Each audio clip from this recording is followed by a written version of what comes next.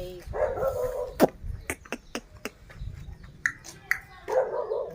ಮುಂದೆ ಮುಂದಕ್ಕೆ ಸಾಯಿನಾ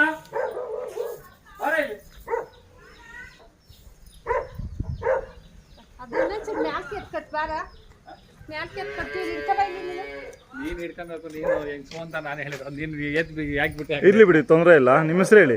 ಅಕ್ಕಯ್ಯಮ್ಮ. ಅಕ್ಕಯ್ಯಮ್ಮ. ನಿಮ್ಮ ಯಜಮಾನ್ರ ಹೆಸರು? ಲಕ್ಷ್ಮಣ.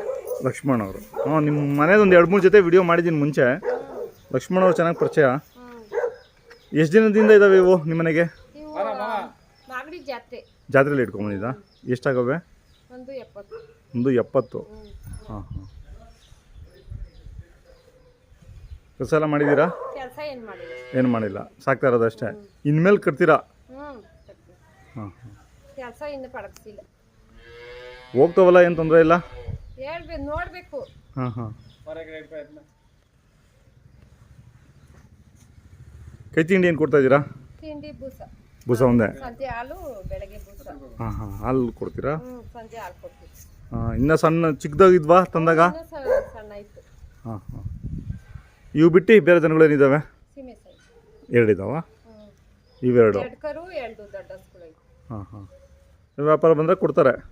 ಮೊಬೈಲ್ ನಂಬರ್ ಹೇಳಿ ನಿಮ್ಮ ಯಜಮಾನರದು. ಅವ್ರು ಹೇಳ್ತಾರೆ 97 40 40 88 88 51 51 32 32.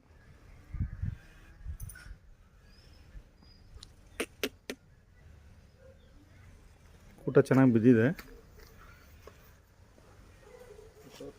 ಮಾಗಡಿ ಒಂದು ಜೊತೆ ಹೊಡ್ಕೊಂಡಾಗ ಮಾರಿ ತೊಗೊಂಡಿದ್ದ ಇವು?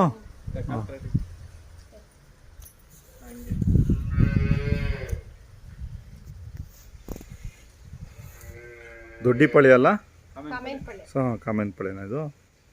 ಓ, ಅದೊಂದು ಬಾರ್ಡ್ರಾ? ಆ ಕಡೆ ದೊಡ್ಡಿಪಳ್ಳಿ, ಈ ಕಡೆ ಕಾಮೆಂಟ್ಪಳ್ಳಿಯ?